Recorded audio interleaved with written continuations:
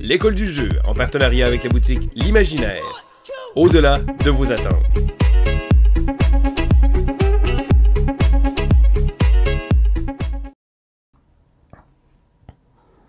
Bonjour et bienvenue à l'école du jeu, mon nom est Sylvain et on se retrouve aujourd'hui pour un autre déballage. Au menu City of Gears, un Kickstarter que je viens tout juste de recevoir. Donc le jeu a été édité par Grey Fox Games, mais c'est en fait un jeu qui date déjà de plusieurs années. C'est juste qu'il n'y avait pas eu une distribution à grande échelle. Dice Tower d'ailleurs l'avait mis sur son Seal of Excellence, mais il n'avait pas été pris par Arcane Wonder quand ils ont fait leur sélection de Dice Tower Essentials. Je vous présente maintenant City of Gears, la version Kickstarter. Donc, bien entendu, c'est une version Kickstarter, donc il y a des éléments là-dedans qui sont propres à cette version-là, donc de luxe. J'ai également la mini-extension du Juggernaut qu'on va également regarder.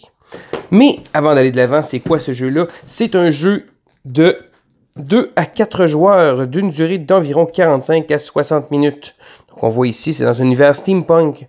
Ce qu'on va faire, c'est qu'on va utiliser des dés, on va utiliser des travailleurs également, des workers, qu'on va aller placer. Donc, un peu de gestion de territoire, un peu de gestion de ressources où on va devoir placer et activer différentes choses, et également faire des liens.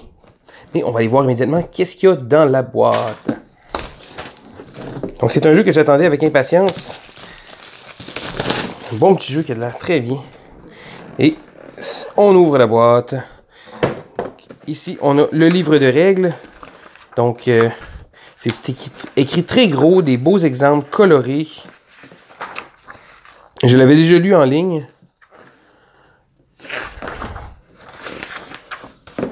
Ensuite, il va y avoir les points de prestige. Donc, bien entendu, ça va être de marquer des points de prestige pour gagner la partie. Différentes ressources comme ça, ici. C'est un petit token qui vient de tomber. Un petit token marqué ici, donc un Steam. Ici, c'est les plateaux de joueurs. Donc, chaque joueur va avoir des plateaux. C'est vraiment bien avec les espaces pour les gears. Il y a également une petite référence. Je trouve ça toujours pratique. Donc, des plateaux d'une bonne grosseur. Chaque joueur en a un avec sa faction. C'est ici. Oh, les tuiles. Les tuiles sont vraiment magnifiques. C'est assez épaisse aussi. Il y en a beaucoup. Donc, à chaque partie, il va en avoir une grille de 3 par 3. Donc, il va y avoir 9 tuiles qui vont être présentes. On en a beaucoup plus. Et chaque tuile va avoir différentes habilités. Donc, il va y avoir des possibilités pour que certaines aient des choses spéciales. On va regarder ici, exemple. On va pouvoir détruire des choses.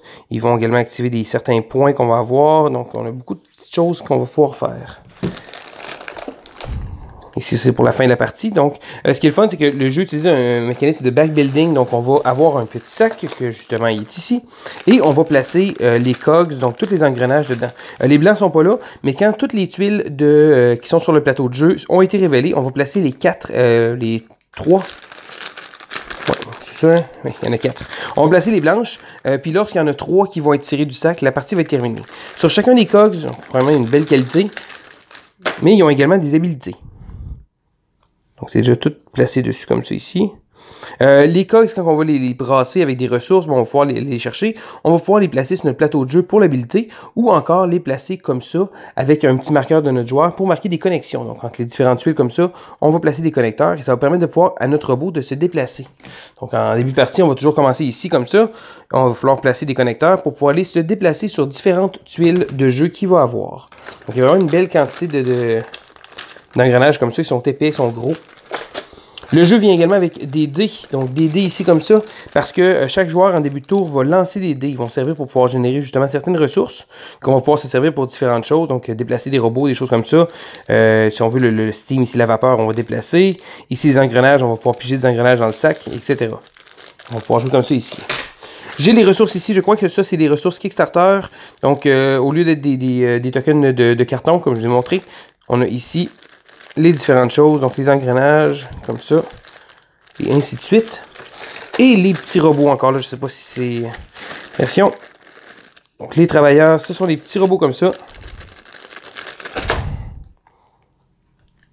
C'est quand même assez mignon. Donc, ils vont servir, on va les déplacer sur le plateau de jeu. Donc, au début, on va commencer avec un certain nombre. Mais éventuellement, on va pouvoir se déplacer sur différentes tuiles pour justement pouvoir bénéficier de certains bonus qu'on va avoir. À la fin de la partie, également, les joueurs qui vont être présents sur les différentes tuiles vont pouvoir marquer des points. Il faut savoir aussi que le jeu vient avec un petit concept que quand on met des cogs, donc quand on rejoint des engrenages de différentes villes, quand on va en activer une, on va pouvoir activer autour, donc on va pouvoir générer des réactions en chaîne. Ça ajoute un petit côté engine builder qui fait en sorte que j'ai bien hâte de le voir. Et on va regarder, tant qu'être rendu là, la Juggernaut. Donc le Juggernaut est une tuile spéciale, une carte spéciale, une grosse miniature. On va ouvrir ça ici comme ça.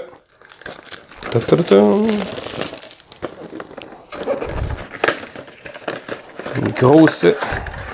La tuile et le Juggernaut. Qui vient avec une tuile spéciale. Vraiment une belle grosse miniature. Ça a été rajouté un petit add-on à la fin. Moi, j'ai pas pu résister quand même. C'est pas nécessairement un jeu qui vise beaucoup les miniatures, mais ça a rajouté un petit cachet. Donc, et voilà, un jeu que j'ai bien hâte de vous présenter à la chaîne. Donc c'était Sylvain pour l'école du jeu et on se dit à la prochaine.